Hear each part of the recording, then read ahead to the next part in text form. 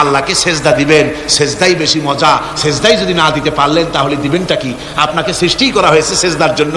মানুষ যেমন সেজদা দিতে পারে নাক দিয়া, কপাল দিয়া, হাত দিয়া, পা দিয়া, হাঁটু দিয়া, মানুষ যেমন সেজদা দিতে পারে মানে শরীর অঙ্গ প্রত্যঙ্গ দিয়ে, এইভাবে কিন্তু পৃথিবীর অন্য কোনো প্রাণী সেজদা দিতে পারে না। ধৈর্য হচ্ছে মুমিনের সবচাইতে বড় গুণ। মুমিনের সবচাইতে বড় কোয়ালিটি কি? আমার বন্ধুগণ, কোরআনে কারিমে আল্লাহ রাব্বুল আলামিন গোটা বিশ্বের সমস্ত মুসলমানদের জন্য কোরআনে কারিমে আম্বিয়া আলাইহিস সালাম তাদের সবরের দৃষ্টান্তগুলি আল্লাহ নিজে তুলে ধরেছেন আমাদের ইবরতের জন্য, আমাদের শিখাবার জন্য, আমাদের সবক দেওয়ার জন্য। কোরআনে কারিম হযরত আইয়ুব আলাইহিস সালামের সবরের ঘটনা কোরআনে কারিম তুলে ধরেছে। হযরত আইয়ুব 18টি বছর পর্যন্ত রোগের মধ্যে পড়ে আছেন। এত অসুখ করেছে, এত রোগ, শরীর পচে গিয়েছে, গায়ে পোকা ধরেছে, দুর্গন্ধ হয়ে গিয়েছে, বিবিরা চলে গিয়েছে, ছেলে মেয়ে পাড়ার লোকেরা দূর দূর করে তাড়িয়ে দিয়েছে। এবার জঙ্গলের ভিতরে গিয়ে আশ্রয় নিয়েছেন। এমন অবস্থা হয়েছে, শরীর পচে পচে জিহ্বায় যখন পোকা ধরা শুরু করে দিল, হযরত আইয়ুব আলাইহিস সালাম তখন আল্লাহ রাব্বুল আলামিনের দরবারে এই প্রথমবারের মতো তিনি বললেন, রব্বুল আলামিন, আয় আল্লাহ তাআলা, সমস্ত শরীর জড়জড়া হয়ে গিয়েছে, গায়ে পোকা ধরেছে, আমি কোনো কথা বলি নাই, আমি খামোশ থেকে জিকির আজগার করতেছিলাম। আয় আল্লাহ, এখন দেখি আমার জিহ্বায় পোকা ধরেছে, পোকা ধরা শুরু হয়েছে। আমার জিহ্বাটায় পোকা তুমি দয়া করে দিও না, কারণ আমার জিহ্বায় যদি পোকা হয়ে যায় তাহলে তোমার মতো আল্লাহর জিকির আমি কি দিয়া করব? আমার জিহ্বাটা তুমি দয়া করে ভালো রাখো। কোরআনে কারীম বলছি, ওয়া আইয়ুবা ইয নাদা রাব্বাহু ইন আন্নী মাসসানিয়াদ-দুররু ওয়া আনতা আরহামুর রাহিমিন। স্মরণ করো সেই সময়ের কথা যখন আইয়ুব তার রবকে ডেকে বলেছিল, আমি অসুস্থ আর তুমি তো রহমান রহিম, দয়াময়। ভাষাটা দেখেন কি সুন্দর। এর থেকে কি আল্লাহর আর কিছু বলা লাগে? আল্লাহ পাকের কাছে তিনি বলতেছেন, আল্লাহ আমি তো অসুস্থ, আমি তো অসুখ করেছে আমার, আর তুমি তো দয়াময় রহমান রহিম। এক অন্ধ, ঈদের দিন কত অন্ধই তো আসে খরাক করার জন্য, ভিক্ষা করার জন্য, চতুর্দিকে ভিক্ষা করতেছে অন্ধরা। এক অন্ধ ঈদের গেটের কাছে দাঁড়ায় বলতেছে, ভাইরা আজ হচ্ছে ঈদের দিন আর আমি কিছু দেখতে পাচ্ছি না। এ বেশি পয়সা পাইল, মানুষের দিন তার প্রতি আকৃষ্ট হয়ে গেছে। আরে কি কথা, আজ ঈদের দিন, সকলে আনন্দ করছে আর আমি কিছুই দেখতে পাচ্ছি না। সে কিন্তু কিছু চায় নাই। ভাষার ভিতরে, কথা বলার ভিতরে এ ধরনের টেকনিক আছে। হযরত আইয়ুব আলাইহিস সালাম বললেন না যে আল্লাহ আমারে মাফ করে দাও, কষ্টের মধ্যে আছি। তিনি শুধু বলেছেন, রব্বুল আলামিন, আমি অসুস্থ হয়ে পড়েছি, আমার অসুখ করেছে, আর তোমার নাম রহমান রহিম। এতটুকু কথা বলেছেন। আল্লাহ রাব্বুল আলামিনের দরজায়, তার দরবারে আইয়ুব আলাইহিস সালামের ডাক চলে গেছে। যায় নাই?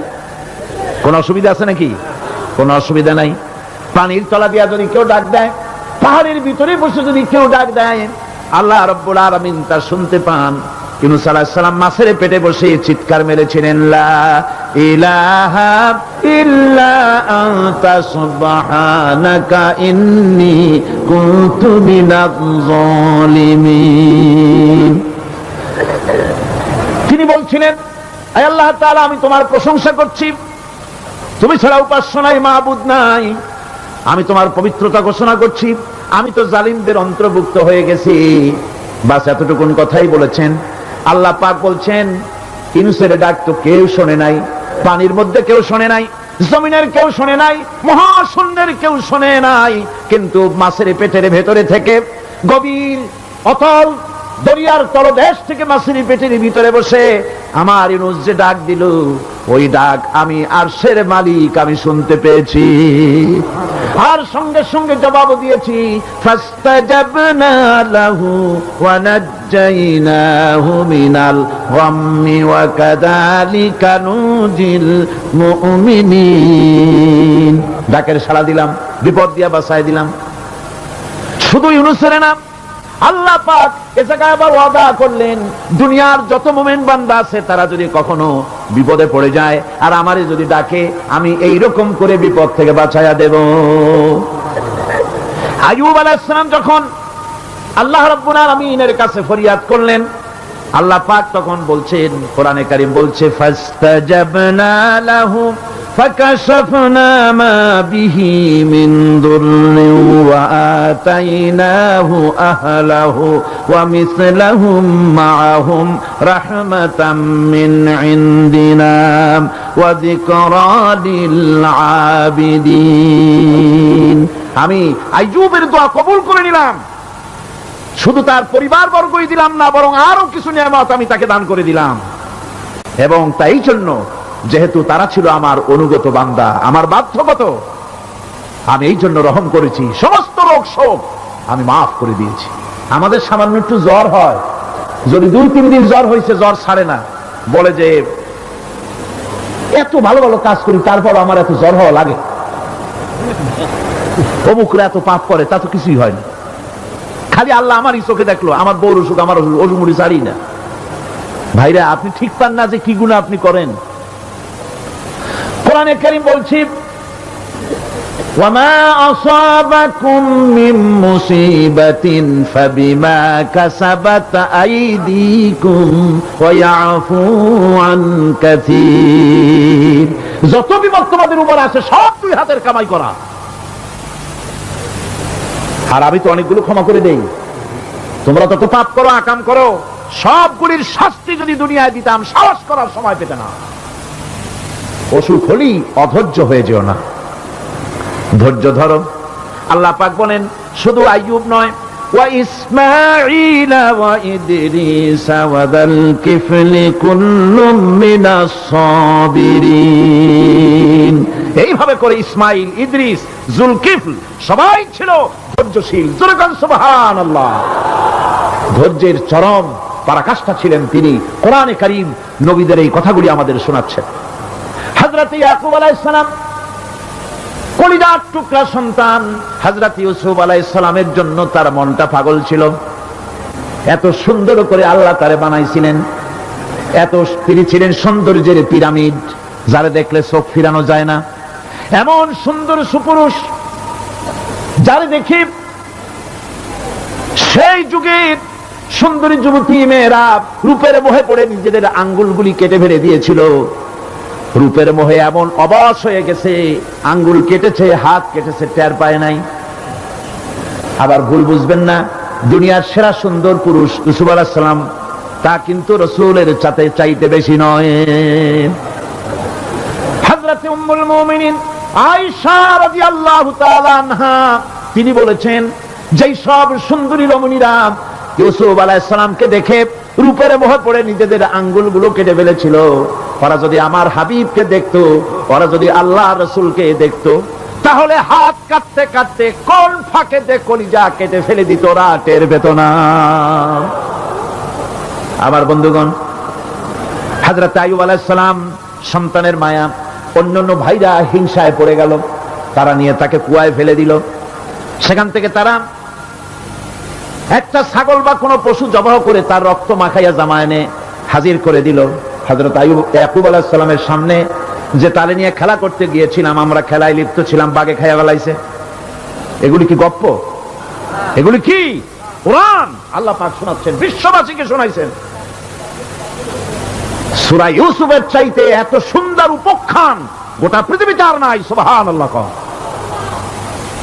অনেকে ইউসুফ জুলাইখার কেসা খুব মজা করে পড়ে, ফুর্তি করে, প্রেমের গল্প পড়ে। এটা কোনো প্রেমের গল্প নয়। ইউসুফ আলাইহিস সালাম, জুলাইখা ইউসুফ আলাইহিস সালামের জন্য কাঁদতে কাঁদতে চোখ কানা হয়ে গেছে। এরপর ইউসুফ আলাইহিস সালাম জুলাইখারে পাওয়ার জন্য পাগল হয়ে গেছে। নাউজুবিল্লাহ, এটা হয়নি কখনো। তিনি আল্লাহর পয়গম্বর।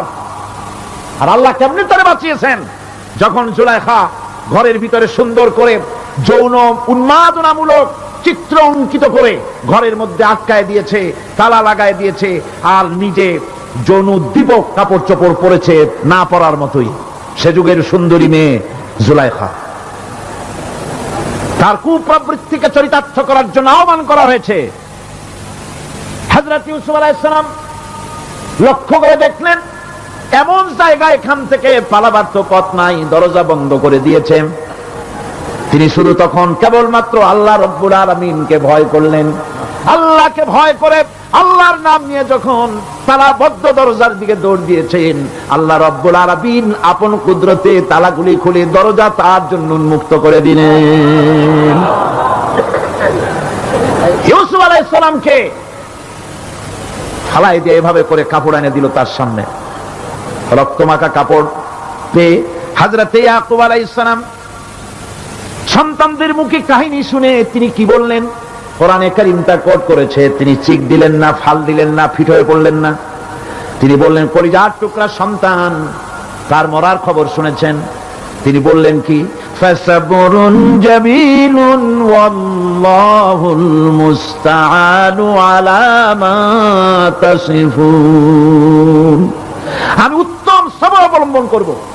তোমরা যে কাহিনী রচনা করেছো এর বেলায় আমি আল্লাহর কাছে সাহায্য চাই। আমি উত্তম সবর অবলম্বন করব।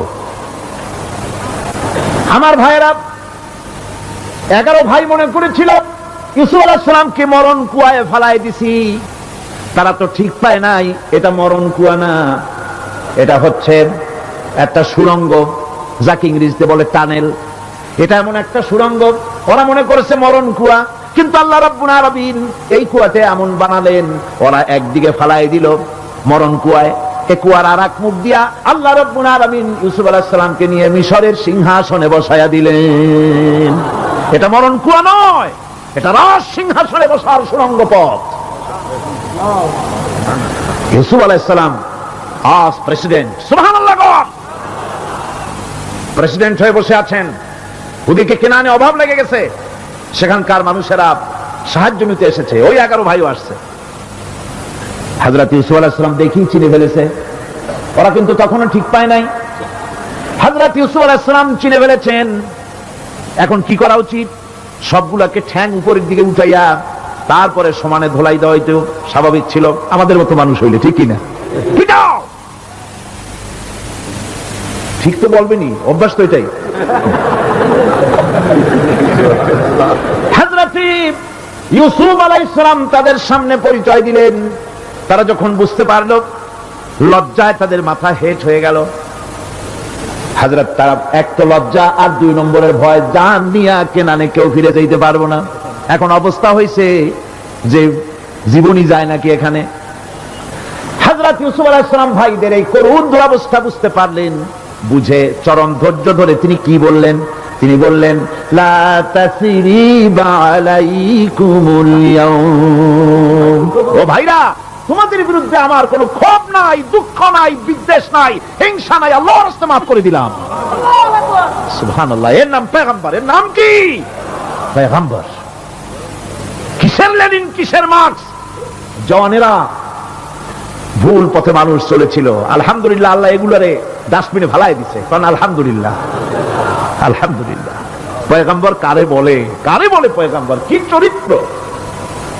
রাসূল করিম সাল্লাল্লাহু আলাইহি ওয়াসাল্লাম তাকে একজন সাহাবী বলছিলেন, হুজুর বলছেন এই কামটা করলা না কেন? সাহাবী বললেন, হুজুর আপনি যদি চোখের ইশারা বলতেন মুখ দিয়ে না কইয়া, তাও তো আমি কামটা করে ফেলতাম, আমি তো বুঝি নাই। হুজুর বললেন, চোখের ঠারে ঠারে কাজ করা নবুয়তের শান নয়। আল ওয়াদুহু ওয়াস সারাহা, নবীরা যা করেন তা ডাইরেক্ট, কোনো বক্রতা নাই, স্পষ্ট কথা। আমার ভাইরা, হযরত ইউসুফ আলাইহিস সালাম বিনিয়ামিনকে কাছে নিয়ে পরিচয় দিলেন তার ভাইদের সামনে। কোরআনে কারীম বলছে, ক্বালা আনা ইউসুফ ওয়া হাদা আখি قد من الله علينا إنه من يتقي ويصبر فإن الله لا يضيع أجر المحسنين। আমি ইউসুফ, আর এই হচ্ছে আমার ভাই। আল্লাহ আমাদের উপর ইহসান করেছেন। প্রকৃতপক্ষে যারা আল্লাহকে ভয় করে এবং সবর ইখতিয়ার করে, আল্লাহ এভাবে তাদেরকে, তাদের আমলকে নিষ্ফল হতে দেন না। আমার এই জামাটা নিয়ে যাও। হযরত ইয়াকুব আলাইহিস সালাম কলিজার টুকরা সন্তান ইউসুফ আলাইহিস সালামের বিরহ যন্ত্রণায় ছেলেকে কতদিন দেখে না, কাঁদতে কাঁদতে চোখ দুটো অন্ধ হয়ে গেছে। মিশর থেকে কেনানের দিকে জামা রওনা হয়েছে। কোথায় মিশর, কোথায় কেনান? জামা যখন রওনা হয়ে গেছে, হযরত ইয়াকুব বলতেছেন আমি যেন আমার ইউসুফের গন্ধ নাকে পেতেছি। জামাত চলে এলো, চোখের উপরে রাখলেন, আল্লাহ রাব্বুল আলামিন তাকে চক্ষুষ্মান বানায়া দিলেন। ভাইরা আমার, পয়গম্বরেরা সবর করে গোটা দুনিয়ার মানুষের সামনে দৃষ্টান্ত সেট করেছেন সবর কারে কয়। আমার ভাইরা, হযরত ইব্রাহিম আলাইহিস সালামের কথা আল্লাহ পাক কোরআনে কারিমে বলছেন সবর কারে কয়, দেখো শেখো সবর কারে কয়। আল্লাহ পাক বললেন, ইব্রাহিম তোমার বিবি আর তোমার নবজাতক এই সন্তানকে রেখে আসো মক্কা নগরীতে। তিনি চলে গেলেন, সেখানে ঘর নাই, বাড়ি নাই, কিচ্ছু নাই, চতুর্দিকে ধুধু বালু আর মরুভূমি। হযরত হাজরা বলছেন, ইব্রাহিম সামান্য পানি আর খাবার দিয়া আমার সন্তান শুদ্ধ এখানে রেখে যেতেছো, আমি কি অপরাধ করেছি? কোনো জবাব নাই। দুইবার তিনবার বলার পরে হাজরা বলছেন, ইব্রাহিম গো, তবে কি আমার আল্লাহর হুকুম মতো আমারে রেখে যাচ্ছ নাকি? হযরত ইব্রাহিম আকাশের দিকে আঙ্গুল উঁচু করলেন। কথা বলবেন, বাক শক্তি বেরোচ্ছে না। 80 বছর বয়সের সময় একটা বাচ্চা আল্লাহ তারে দিচ্ছেন, আর এমন বাচ্চা পয়গম্বরের ছেলে, কি সুন্দর চেহারা, মরুভূমির উপরে ফালাই দিয়ে রওনা হয়ে যাচ্ছেন, মুখ দিয়া কথা সরছে না, আকাশের দিকে দেখালেন। হযরত হাজরা বুঝতে পারলেন। হযরত হাজরা বলেন, ইব্রাহিম কোনো চিন্তা নাই, নিশ্চিন্ত মনে বাড়ি ফিরে যাও। আমি আমার আল্লাহর উপরে এতটা ভরসা করে আল্লাহর হুকুমে যদি আমার এখানে রেখে যেয়ে থাকো, ওই আল্লাহ পাক আমাকে আর আমার কলিজার টুকরা ইসমাইলকে পানিতে আর খাবারে মারবেন না, অবশ্যই তিনি ব্যবস্থা করবেন। ব্যবস্থা হয়ে গেল। হযরত ইসমাইল বড় হয়ে গেলেন। আল্লাহ পাক অর্ডার করলেন, জবাহ করো ছেলেকে। হযরত ইব্রাহিম আলাইহিস সালাম যখন জবাহের প্রস্তাব করলেন, হযরত ইসমাইল তা আপত্তি করতেন, বাবাজি আমার মায়ের আর আমাকে বাচ্চা অবস্থায় ফেলে গেলেন, খাবার দেন নাই, পড়ার দেন নাই, বছরের পর বছর আমাদের এখানে কাটলো, দেখতেও আসেন নাই, আজ আসছেন জবাহ দিতে, এটা কেমন কথা? কি ধরনের বাপ আপনি? এরকম বলছে নাকি? এরকম বলছে?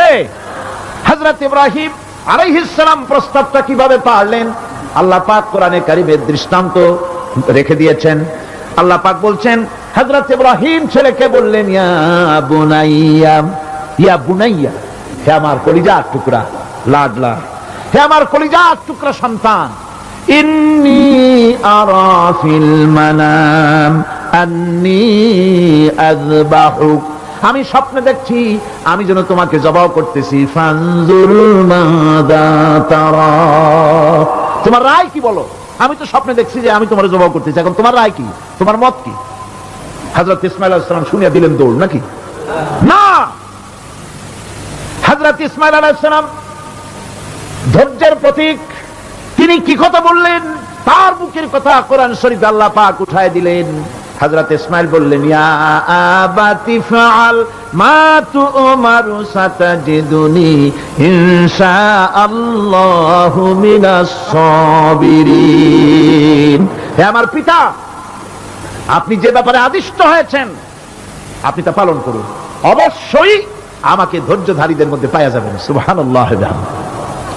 এক বর্ণনায় এসেছে, হযরত ইসমাঈল বললেন, আব্বাজান আমি ধৈর্যধারীদের ভিতরে আমারে পাবেন, তবে জবাহ করার আগে আমার হাত পাটা একটু বেঁধে নেন, কারণ জবাহের যন্ত্রণায় আপনার গায়ে যদি আমার হাত পাও লেগে যায় তো বেয়াদবি হয়ে যেতে পারে, আর আমি মরে আমার জবাহ হয়ে যাওয়ার পর আমার রক্ত মাখা জামাটা নিয়া আমার মা হাজেরারে দিবেন, কারণ তাকে মা বলবার মতো আর তো কেউ নাই। হযরত ইব্রাহিম তাকে বাঁধবার জন্য প্রস্তুতি নিলেন। হযরত ইসমাঈল বলছেন, আব্বাজান বাঁধবেন না, বাঁধার প্রয়োজন নাই। বলে, কেন? একবার বাঁধতে বললে আবার তুমি নিষেধ করছো কেন? ছেলে বলছেন, আব্বাজান বাঁধবো না এই জন্যে, হয়তো কিয়ামতে এই প্রশ্ন উঠতে পারে যে আল্লাহর হুকুমে রাজি ছিল না বলে হাত পা বাঁধা জবাহ করছে, আমি এই সুযোগ দিব না, আপনি জবাহ করেন, আমি এতটুকু নড়াচড়া করব না। ধৈর্যের চরম প্রতীক হযরতে ইসমাঈল আলাইহিস সালাম দেখাই দিয়েছেন ধৈর্য কারে কয়। আমার বন্ধুগণ, এই পৃথিবীর সবচাইতে ধৈর্যের বড় প্রতীক হতেছেন ইমামুল মুরসালিন, আশরাফুল আম্বিয়া, সাইয়্যিদুল মুরসালিন, জনাবে মুহাম্মাদুর রাসূলুল্লাহ সাল্লাল্লাহু আলাইহি ওয়াসাল্লাম। আমার বন্ধুগণ, সবচাইতে বড় ধৈর্যের প্রতীক তিনি। কাউকে একটা গালি দেন নাই জীবনে, কাউকে ঠাট্টা করেন নাই, কাউকে মারেন নাই, কারো মনে দুঃখ দেন নাই। তিনি দুঃখ পেয়েছেন, তিনি কাউকে দুঃখ দেন নাই। তিনি কষ্ট পেয়েছেন, কাউকে কষ্ট দেন নাই। আমার ভাইয়েরা, তায়েফের ময়দান, আমার নিজের চোখে তায়েফে যেদিন আমি তায়েফ দেখলাম, আমি তায়েফে ঢুকেছি, জীবনে কোনোদিন যাই নাই। রমজান মুবারকে আমি সেখানে গেলাম, আমাকে বসার জন্য তারা নিয়ে যাবে। আমি বললাম আগে বসবো না, আমারে আগে নিয়ে যাও, আমার নবীকে কোন জায়গায় ওরা মেরেছিল সে জায়গাটা দেখাও। তায়েফের সেই গলিতে যখন আমি গেছি, দুই দিকে পাহাড় দাঁড়ানো, তায়েফের লোক আমার সাথে ছিল, তারা বলল এই জায়গাটা প্রথম যেখানে চতুর্দিক থেকে নবীজিকে পাথর মারছিল আর আল্লাহর নবী বেহুশ হয়ে পড়ে গিয়েছিলেন। 3টা দিন না খাওয়া, হযরতে খাদিজা নাই, আবু তালিব নাই, মক্কায় জায়গা নাই পা রাখার। নবীজি 3টা দিন ঘুরলেন। নেতারা বলল তুমি যদি নবী হবে তো এতিম হলে কেন?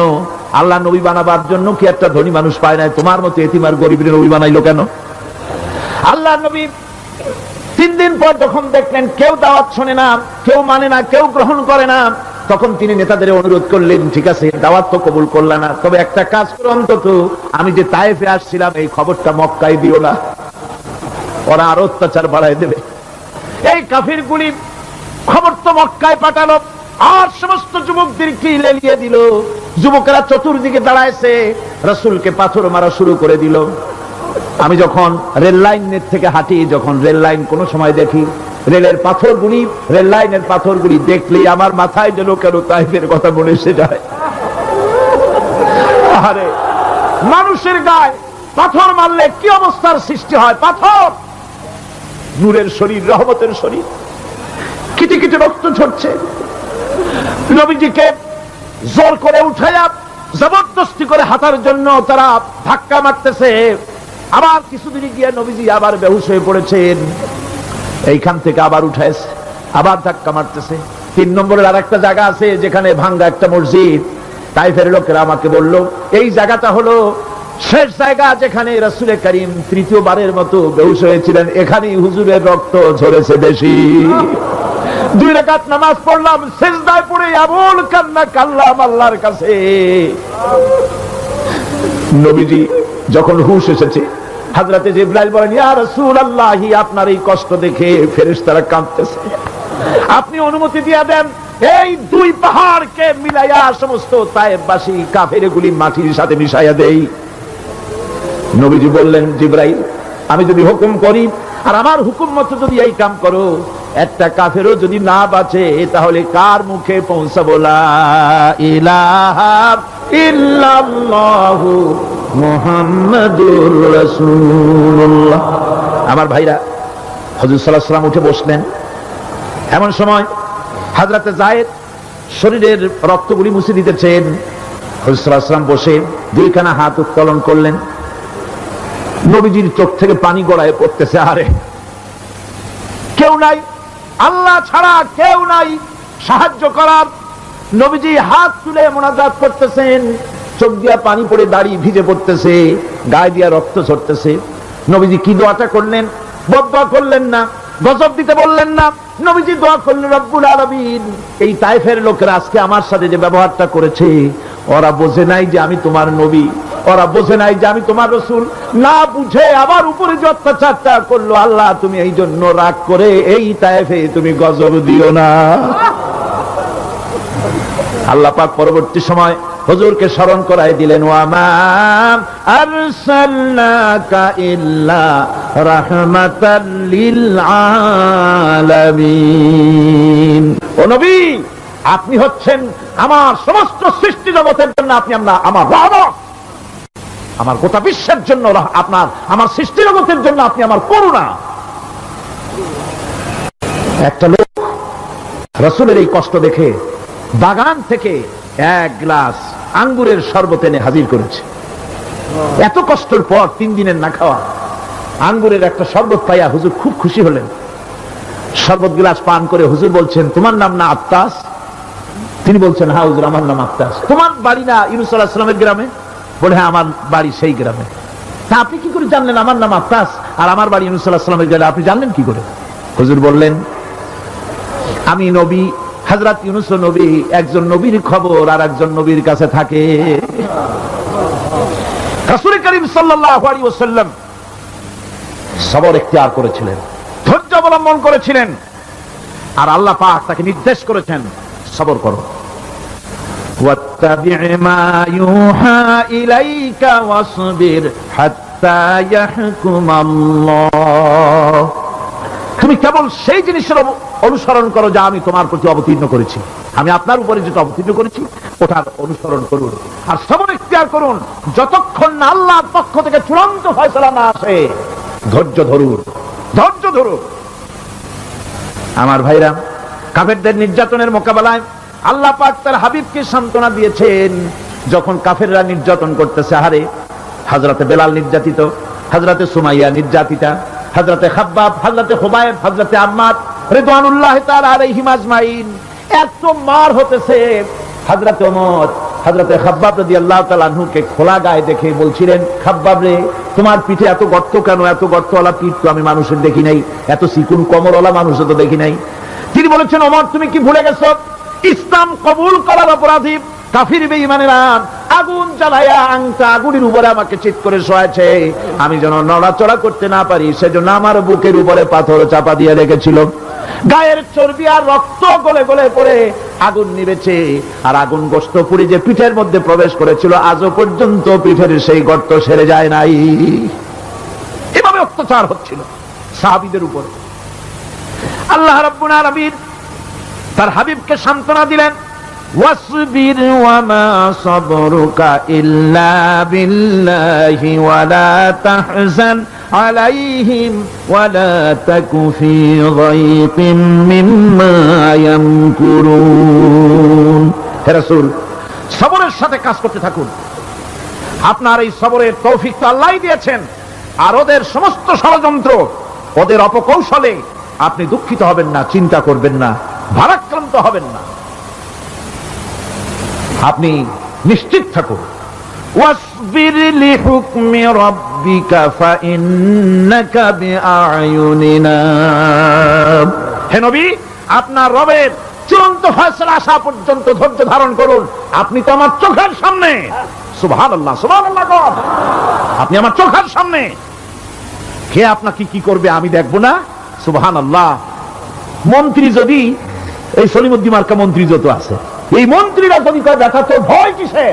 আমি তোকে দেখছি না, সাহসটা কেমন বাড়ে, কেমন বাড়ে সাহস। আর এ কোনো মন্ত্রী ছাতা মাতা না, কোন প্রেসিডেন্ট রাজা বাদশা না, আকাশ আর জমিনের মালিক আমার আল্লাহ রাব্বুল আলামিন বলছেন, হাবিব কোন চিন্তা নাই, আপনি আমার চোখের সামনে। ওরা চায় আপনাকে দুনিয়া থেকে মিটাই দিতে, আর আমি চাই ওয়ারাফানা লাকা যিকরাক, আপনার প্রশংসা তো হবে গোটা বিশ্ব জুড়ে, সর্বত্র ছড়িয়ে যাবে আপনার নাম। সুবহানাল্লাহি বিহামদিহি। আল্লাহ পাক অন্যত্র বলেছেন, ওয়ালাকাদ কুযযিবাত রুসুলুম মিন ক্বাবলিকা ফাসাবারু আলা মা কুযযিবু ওয়া উযু হাত্তা আতাহুম নাসরুনা। হে মুহাম্মদ সাল্লাল্লাহু আলাইহি ওয়াসাল্লাম, আপনার পূর্বে অসংখ্য নবী রাসূল এই পৃথিবীতে আসছে এবং জুলুম আর নির্যাতনের শিকার তারা হয়েছেন। অবশেষে তাদের প্রতি আল্লাহর সাহায্য এসেছে। সুতরাং আপনাকেও ধৈর্য ধারণ করতে হবে, ধৈর্য ছাড়া কোনো পথ নাই, ধৈর্য আপনাকে ধারণ করতেই হবে।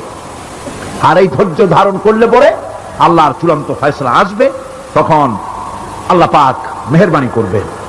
আমার ভাইরা, এই ধৈর্য পৃথিবীর সমস্ত পয়গম্বররা ধৈর্য অবলম্বন করেছেন, কখনো অধৈর্য হন না। দিন কায়েমের সংগ্রামে নবী রাসূলগণ দারুণ ভাবে সবর ইখতিয়ার করেছেন। বৃদ্ধবাদীদের সকল রকমের নির্যাতন, অপকৌশল, ষড়যন্ত্র, এই সব কিছু মোকাবেলা করেছেন ধৈর্যের নীতি অবলম্বন করি। কখনো ধৈর্যচ্যুতি তাদের মধ্যে ঘটেনি, বরং আল্লাহ রাব্বুল আলামিন তাদের প্রতি সন্তুষ্ট হয়েছেন। যারা এই ধৈর্য ধরেছে তাদের উপরে সন্তুষ্ট হয়ে আল্লাহ রাব্বুল আলামিন বলেছেন ওয়া কাআইয়্যিম মিন নাবিয়্যিন কাতালা মাআহু রিব্বিয়ুন কাসীর। এর আগে অনেক নবী এসেছিলেন যাদের সাথে বহু আল্লাহওয়ালা লোক লড়াই করেছেন। ফামা ওয়াহানু লিমা আসাবাহুম ফি সাবিলিল্লাহি ওয়া মা যাফু ওয়া মাস্তাকানু। আল্লাহর পথে তাদের উপর যত বিপদ এসেছিল তারা হতাশ হয়ে পড়েন নাই, দুর্বলতা দেখাননি, বাতিলের সামনে মাথাও নত করেন। ওয়াল্লাহু ইউহিব্বুস সাবিরিন। আর আল্লাহ পাক ধৈর্যশীল যারা তাদেরকে আল্লাহ পাক ভালোবাসেন। আমার ভাইরা,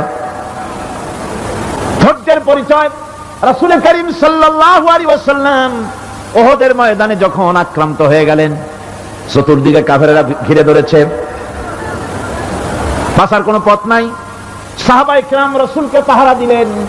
যারা রাসূলকে পাহারা দিতে দাঁড়ায়ছেন, জীবন দিয়ে পাহারা দিতে দাঁড়ায় গেছে, রাসূলের দিকে মুখ দিয়া পিঠটা বাইরের দিকে দিয়ে রাসূলকে পাহারা দেওয়া শুরু করেছেন। হুজুরকে পাহারা দিতে যারা দাঁড়িয়েছিলেন, কাফের কর্তৃক নিক্ষিপ্ত কি তীরগুলি এসে যখন বিঁধতেছিল, শুধু একজন সাহাবী হযরত তালহার পিঠের ভিতরে রাসূলকে হেফাজতের জন্য 80টা তীর একজনের পিঠের মধ্যে দিয়ে ঢুকেছে। এক অসতর্ক মুহূর্তে নবীজির দান্দান মোবারক শহীদ হয়ে গেল, শিরস্থান ভেঙে গেল, লোহার কড়া প্রবিষ্ট হয়ে গেল কপালের ভিতরে। হুজুর মাথা ঘুরে পড়ে গেলেন। হযরত আবু উবাইদা রাদিয়াল্লাহু তাআলা আনহু হুজুরের মস্তক মোবারককে করে করে নিয়ে তারপরে বহু কষ্ট করে মাথা থেকে লোহার কড়া বের করলেন। এবার ওই কড়ার ছিদ্র দিয়ে রক্ত আসতেছে, মুখ দিয়ে রক্ত পড়তেছে, দাড়ি ভিজে যাচ্ছে। বুখারী শরীফে এসেছে আল্লাহর নবী দুইখানা হাত নিজের চেহারার উপরে মলে আনে টাটকা রক্ত চোখের সামনে দেখে বলছেন, আহারে, এই কওমের ফালাক কি করে হবে, এই কওমের মুক্তি কি করে হবে, এই কওমের নাজাত কি করে হবে, যে কওম তার নবীর চেহারা রক্ত দিয়ে আল্লাহ বানাইয়া দিল। নবীজি বললেন, আল্লাহুম্মা গফিরলি কওমি ফাইন্নাহুম লা ইয়ালামুন। আয় আল্লাহ পাক, আমার এই কওম বুঝতে পারে না, ওদেরকে মাফ করে দাও। খবর ছড়িয়ে গেল নবীজি শহীদ হয়ে গিয়েছেন। খবর ছড়িয়ে গেল চতুর্দিকে, মদিনায় খবর ছড়িয়ে গেল। মানুষ পাগলের মতো দৌড়ানো শুরু করে দিল। এক মেয়ে লোক দৌড়াচ্ছে উহুদের দিকে, কয়েকজন সাহাবীর সঙ্গে দেখা। তারা জিজ্ঞেস করলেন, দৌড়াও কেন মহিলা, যাও কই? কয় উহুদের দিকে যেতেছি। কয় যায় তো কোনো লাভ নাই, যেহেতু তোমার যে স্বামী এসেছিলেন জিহাদের ময়দানে তিনি তো শহীদ হয়ে গেছেন। মহিলা বলতেছে, কে শহীদ হয়েছে শুনতে চাই না, আগে বলো নবীজি কেমন আছে। আবার কিছুক্ষণ পর আর কয়েকজনের সঙ্গে দেখা। তারা বলছে, মেয়ে লোক দৌড়াও কই? যাচ্ছি উহুদের দিকে। তারা বলছেন যে কোনো লাভ নাই, তোমার যে দুইটা কলিজার টুকরা সন্তান উহুদে এসেছিল দুটোই শহীদ হয়ে গেছে। মা বলতেছি, ও সাহাবী, কে শহীদ হয়েছে শুনতে চাই না, তাড়াতাড়ি করে বলো আল্লাহর নবী মুহাম্মদুর রাসূলুল্লাহ সাল্লাল্লাহু আলাইহি ওয়াসাল্লাম কেমন আছেন। দৌড়াতে দৌড়াতে উহুদের মাঠে সাহাবায়ে কেরাম পরিবেষ্টিত। আল্লাহর নবীর কাছে গিয়ে হুজুরের জীবিত চেহারা মোবারকের দিকে তাকায়া মেয়ে লোকটি কাঁদতেছে আর বলতেছে, ইয়া রাসূলুল্লাহ, আমার স্বামী মরা শোক, আমার কলিজার টুকরা দুইটা সন্তান মরা শোক আমার কলিজা থেকে মুছে গেছে, আপনি বেঁচে আছেন, তামাম মুসলমানদের এর চাইতে বড় সান্ত্বনার রায়। ভাইরা আমার, রাসূল করিম সাল্লাল্লাহু আলাইহি ওয়াসাল্লাম এভাবে করে ধৈর্যের পরিচয় দিয়েছেন। গালাগালি দেন নাই, রাগ করেন নাই, বদদোয়া করেন নাই। সুবহানাল্লাহ কোন, সুবহানাল্লাহ। ভাইরা আমার, এই সবর এমন মহান বৈশিষ্ট্য, এর মধ্যে রয়েছে জিহাদের ময়দানে যদি লোক কম হয় আর যদি তাদের মধ্যে সবর থাকে, বেশি সংখ্যক লোকের উপরে আল্লাহ পাক সবরকারীদেরকে বিজয়ী করে দিবেন। কোরআনে কারীমে রব্বুল আলামিন বলেন, কাম মিন ফিয়াতিন কালিলাতিন গালাবাত ফিআতান কাসীরাতাম বিইذনিল্লাহ ওয়াল্লাহু মা'আস সাবিরিন। এমন ঘটনার বহু নজির আছে যে কম সংখ্যক লোকেদের উপরে আল্লাহ পাক, বেশি সংখ্যক লোকেদের উপর আল্লাহ পাক কম সংখ্যক লোকদেরকে জয়ী করে দিয়েছেন। ওয়াল্লাহু মা'আস সাবিরিন। আর আল্লাহ আছে ধৈর্যশালীদের সাথে। আল্লাহ আছে কাদের সাথে? দেখেন না বদরের কামটা, বদরের ময়দান, 313 জন মুসলমান, অস্ত্রপাতি নাই, সামান্য সামান্য অস্ত্র, আর কাফেরেরা এসছে হাজারেরও বেশি। আমার বন্ধুগণ, ধৈর্যে কত বড় কাম দিল, ধৈর্য ধারণ করেছেন তারা, আল্লাহর উপরে ভরসা করেছেন। আল্লাহ রাব্বুল আলামিন অস্ত্রের কাজ কি দিয়া করায় দিলেন। একজন সাহাবী এসে বলছেন, হুজুর, জিহাদের ময়দান, ইসলামের প্রথম জিহাদ, আমার কাছে তো অস্ত্র নাই, মেহেরবানি করে একটা অস্ত্র আমারে দেন, আমি লাফায় পড়ি জিহাদের মধ্যে। হুজুর বলেন, অস্ত্র তো আমার কাছে নাই, দিবটা কি? সাহাবী বলছেন, হুজুর, অস্ত্র না থাকে যা পারেন তাই দেন, আপনার হাত দিয়ে যা দিবেন আমি দাঁড়ায় থাকতে পারবো না, জিহাদে আমাকে শরীক হতেই হবে। নবীজি কাছে পেলেন একখানা শুকনা খেজুরের ডাল, খেজুরের ডালখানা তুলে সাহাবীর হাতে তুলে দিলেন। সাহাবী বলেন, রাসূলের হাতের দেওয়া শুকনা খেজুরের ডালটা নিয়ে আমি যখন কাফেরদের ভিড়ের মধ্যে ঝাঁপায় পড়ে যখন শুকনা খেজুরের ডাল দিয়ে আঘাত দিলাম, তখন ধারালো তরবারি দিয়ে আঘাত করলে যে কাম হয়, শুকনা খেজুরের ডালের আঘাতে কাফের দ্বিখণ্ডিত হয়ে জমিনে পড়ে গেল। ভাইরা আমার, আল্লাহ রাব্বুল আলামিন সবর যারা করে, সংখ্যা যদি কম হয়, আল্লাহ পাক তাদেরকে বিজয়ী করে দেবেন, এই ওয়াদা আল্লাহ রাব্বুল আলামিন করেছেন। এই সবরের গুণ ছাড়া জান্নাতেও প্রবেশ করা যাবে না, সবর যদি না থাকে বেহেশতে যাওয়া যাবে না। ভালো করে মনে রাখেন, আল্লাহ পাক বলছেন, আম্মা হাসিবতুম আন তাদখুলুল জান্নাতা ওয়ালাম্মা ইয়া'লামিল্লাহুল্লাযীনা জাহাদু মিনকুম ওয়া ইয়া'লামাস সাবিরিন। তোমরা কি মনে করেছো এমনি বেহেশতে চলে যাবা? এটা কি মামু বাড়ির আবদার নাকি? এমনি বেহেশতে চলে যাবা? অথচ আল্লাহ রাব্বুল আলামিন এখনো দেখেন নেননি যে তোমাদের মধ্যে কারা জিহাদ করতে প্রস্তুত, কারা তোমাদের মধ্যে জিহাদ করে জান দেওয়ার জন্য প্রস্তুত, আর কারা ধৈর্যধারী, এটা তো আল্লাহ এখনো দেখে নেন নাই। সুতরাং হক এবং বাতিলের সংগ্রামে লিপ্ত হতে হবে। আল্লাহ দেখতে চান কারা জীবন দিতে চায়। সুতরাং ইসলামী আন্দোলনে যারা শরীক হবে, তাদের বিপদ এবং মুসিবত দিয়ে আল্লাহ রাব্বুল আলামিন তাদের সাহসিকতা এবং ধৈর্যের পরীক্ষা নিবেন। কোরআনে কারীম বলছে, وَلَنَبْلُوَنَّكُمْ حَتَّى نَعْلَمَ الْمُجَاهِدِينَ مِنكُمْ وَالصَّابِرِينَ وَنَبْلُوَ أَخْبَارَكُمْ। অবশ্যই আমি তোমাদেরকে পরীক্ষার সম্মুখীন করব, আর তোমাদের মধ্যে সত্যিকার মুজাহিদ, দৃঢ়তা অবলম্বনকারী কারা, আমি তা দেখব। এটা যেন আমি দেখে নিতে পারি, সেই জন্য আমি বিপদ এবং মুসিবতের মধ্যে তোমাদের ফেলবো। ধৈর্যধারীদের উপরে আমার রহমত অবশ্যই থাকবে। সবর এমন এক সম্পদ যা ধারণ করলে পরে আল্লাহ রাব্বুল আলামিন রাষ্ট্রীয় ক্ষমতা দান করে দেন। কোন সুবহানাল্লাহ, জোরে কোন সুবহানাল্লাহ। ধৈর্য ধারণ করলে আল্লাহ রাষ্ট্রের মতো বিরাট নিয়ামত আল্লাহ হাতে তুলে দিবেন। তার প্রমাণ কোরআন শরীফে আল্লাহ বলছেন, বনি ইসরাঈলরা মিশর থেকে যখন বহিষ্কার হয়ে গেল, তাদের যখন পা রাখার কোনো জায়গা থাকলো না, বনি ইসরাঈলরা মিশর থেকে যখন বহিষ্কার হয়ে গেল, এরপরে আল্লাহ পাক তারা যখন ধৈর্য অবলম্বন করলো, আল্লাহ পাক তাদের ব্যাপারে বলছেন, ওয়া আওরাসনাল কওমাল্লাযীনা কানু ইস্তাদআফুনা মাশারিকাল আরদি ওয়া মাগারিবাহাল্লাতী বারাকনা ফিহা। আর তাদের স্থলে আমি নির্যাতিত লোকদেরকে প্রতিষ্ঠিত করলাম। পশ্চিম এবং উত্তরের তাদেরকে আমি পশ্চিম এবং পূর্বের উত্তরাধিকারী তাদেরকে বানায় দিলাম। বিরাট এলাকা তাদের হাতে আমি তুলে দিলাম। ওয়াতাম্মাত কালিমাতু রাব্বিকাল হুসনা আলা বানি ইসরাঈলা বিমা সাবারু। আর এভাবে করে আল্লাহ পাক তার কথাকে পূর্ণ করলেন বনি ইসরাঈলদের উপরে। সবর এখতিয়ার করার জন্য, ধৈর্য ধরার কারণে আল্লাহ পাক রাষ্ট্রের মালিক তাদের বানায় দিলেন। জোরে কোন সুবহানাল্লাহ। সবর যদি করা হয়, তো যুদ্ধ যদি বাদে, যদি জিহাদ শুরু হয়ে যায়, আল্লাহ পাক বলেছেন ফেরেশতা দিয়ে সাহায্য করবে। যদি সবর থাকে তোমাদের, সবর থাকলে আল্লাহ কি দিয়ে সাহায্য করলেন? ফেরেশতা দিয়ে। কোরআনে কারীম বলছে, বালা ইন তাসবিরু ওয়া তাত্তাকু ওয়া ইয়াতুকুম মিন ফাওরিহিম হাদা ইউমদিদুকুম রাব্বুকুম বিখামসাতি আলাফিন মিনাল মালাইকাতি মুসাউমিন। হ্যাঁ, তোমরা যদি ধৈর্য অবলম্বন করো আর আল্লাহকে ভয় করে চলো, তাহলে এক্ষুনি আল্লাহ রাব্বুল আলামিন তোমাদের জন্য কাতারে কাতারে শৃঙ্খলাবদ্ধ ৫,০০০ ফেরেশতা দিয়ে তোমাদেরকে সাহায্য করবেন। সুবহানাল্লাহ। তোমাদেরকে ফেরেশতা দিয়ে সাহায্য করা হবে। তোমরা যদি সবর ইখতিয়ার করো তাহলে সংখ্যা যদি কম হও বেশি সংখ্যার উপরে জয়ী করে দেব। ইয়াকুম মিনকুম 20 সাবিরুনা ইয়াগলিবু মিয়াতাইন, যদি তোমাদের ভিতরে ধৈর্যশীল 20 জন হয় আমি 200 কাফেরের বিরুদ্ধে তোমাদেরকে জয়ী করে দেব। সুবহানাল্লাহ। তোমরা যদি হও ধৈর্যশীল 20 জন 200 কাফেরের উপরে তোমরা জয়যুক্ত হয়ে যাবে।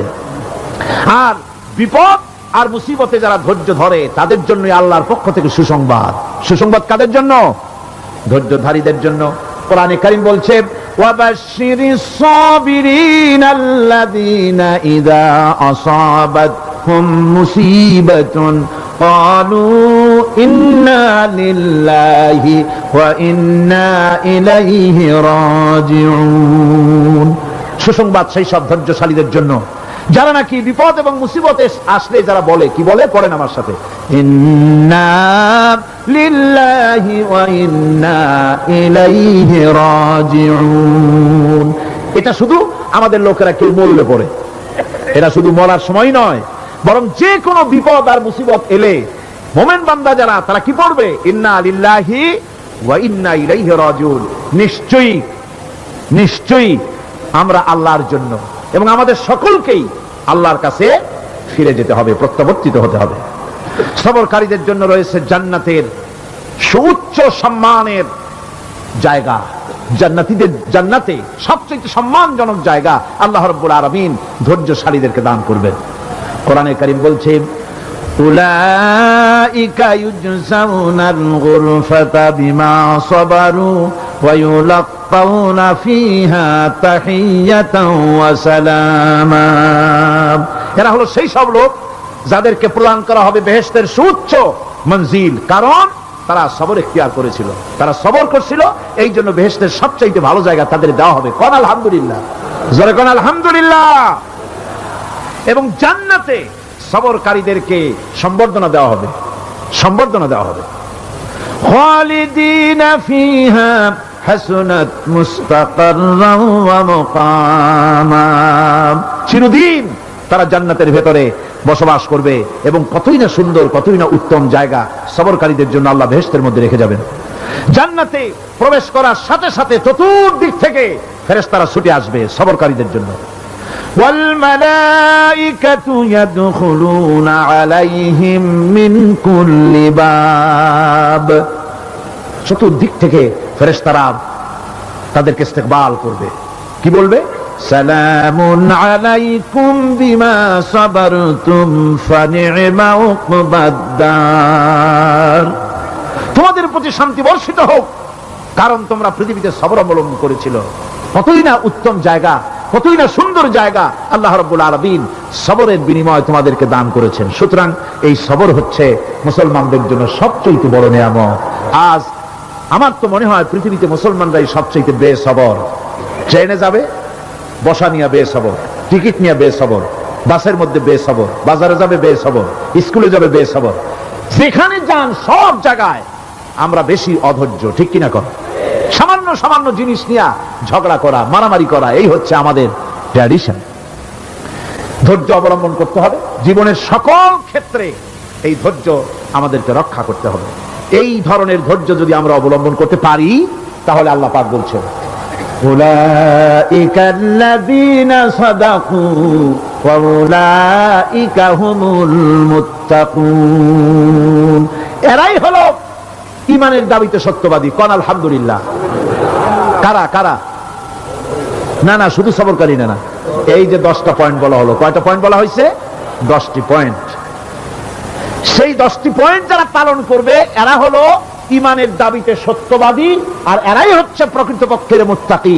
আমরা মুত্তাকি বুঝি দাঁতে ছাতা, দাড়ি টাড়ি আশ্রয় না, জাব্বা জুব্বা গায়ে দিয়ে কোনো জায়গায় পড়ে থাকে, এটা বড় মুত্তাকি, খুব পরহেজগার। সালার সট্টর যদি পড়ে তাহলে তো আরো বড় পরহেজগার। জি, আর যদি কাপড় চোপড় মোটেও না থাকে তাহলে তো খাজা বাবা হয়ে গেল। নাউযুবিল্লাহি মিন যালিক। আর আল্লাহ বলছে মুত্তাকি কারে কয়? শোনো, এরে কয় মুত্তাকি যাদের মধ্যে এই 10টা গুণ আছে। এই 10টি সত্য যদি সম্পাদন করতে পারি, যদি আমল করতে পারি, জীবন ধন্য হয়ে যাবে। সেই 10টি কথা আমি আবার আপনাদের স্মরণ পটে তুলে দিতে চাই, প্যাকেট করে পকেটে উঠাই দিতে চাই, যেন বাড়ি নিয়ে যেতে পারেন। 1 নম্বর হচ্ছে 10টি পয়েন্টের 1 নম্বর আল্লাহর প্রতি ঈমান। 1 নম্বরে আল্লাহর প্রতি ঈমান, 2 নম্বরে পরকালের প্রতি ঈমান, 3 নম্বরে ফেরেশতাদের উপর ঈমান, 4র্থ নম্বরে কিতাবের প্রতি ঈমান, 5ম নম্বরে নবীদের প্রতি ঈমান, 6ষ্ঠ নম্বরে সহায় সম্বলহীন নিকটবর্তী আত্মীয়, ইয়েতিম, মিসকিন, প্রবাসী, মুসাফির, সাহায্য প্রার্থী এদেরকে মুক্ত করার জন্য এদেরকে সাহায্য প্রদান করা, 7 নম্বরে নামাজ প্রতিষ্ঠা করা, 8 নম্বরে যাকাত আদায় করা, 9 নম্বরে ওয়াদা পালন করা, 10 নম্বরে সবর এখতিয়ার করা। কয়টা হলো? এই 10টি কাজ যদি আমরা পালন করতে পারি, বিপদে মুসিবতে ধৈর্য ধারণ করতে পারি, যত মুসিবত আসুক, আসলে এগুলি কিছু না। মুসিবত আল্লাহ টেস্ট করবেন, মুসিবত দিয়া আল্লাহ টেস্ট করেন। দেখা যায় যে ওদের শক্তি খুব বেশি, চোখে আপনি দেখতে পারেন, কিন্তু আল্লাহ বলছেন ইন্না কায়দা শায়তানে কানা দাঈফা। বাতিলরা হলো শয়তান, বাতিলরা কি? আর ওদের চক্রান্ত আসলেই দুর্বল, এদের চক্রান্ত আসলে কি? দুর্বল। কাজেই এগুলিকে ভয় করা যাবে না। বিপদে মুসিবতে ধৈর্য ধারণ করে যদি অগ্রসর হওয়া যায়, তো আল্লাহ রাব্বুল আলামিন এই 10টি পয়েন্ট যদি আমল করা যায়, দুনিয়াও শান্তি পাবো, আখিরাতেও শান্তি পাবো। যত মুসিবত আসুক, বিপদ আসুক, ধৈর্যের সাথে মোকাবেলা করতে হবে। ধৈর্যের অর্থ কি? আমি আগেই বলেছি, ধৈর্যের অর্থ হচ্ছে অবিচলতা, দৃঢ়তা, বরদাস্ত করা, সহিষ্ণুতা, ধীরতা, স্থিরতা। ধৈর্যের অর্থ এটা নয় একজন একটা থাপ্পড় মারলো আর আপনি বলবেন যে বাবা ব্যথা পাইছো নাকি, তাহলে আরো একখান থাপ্পড় দিয়ে দাঁত আমার সবগুলো ভালাই দেয়। এর নাম ধৈর্য নয়। ধৈর্য হচ্ছে পরিস্থিতির মোকাবেলা করতে হবে সাহসিকতার সাথে, এর নাম হচ্ছে ধৈর্য।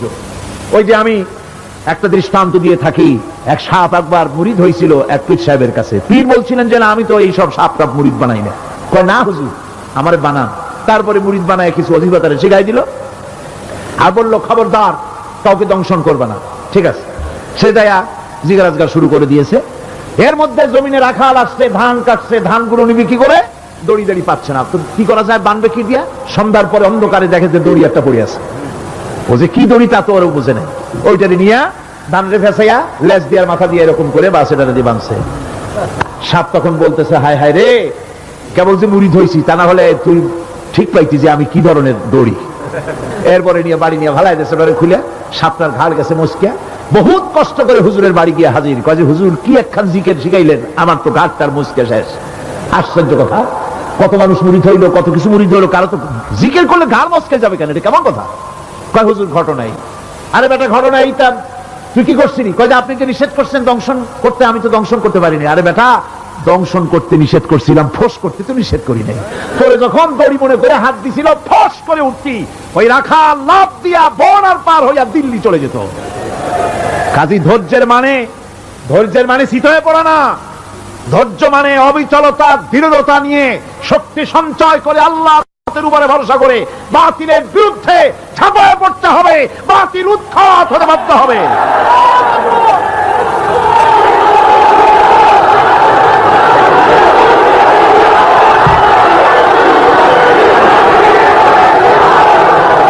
ভাইরা আমার,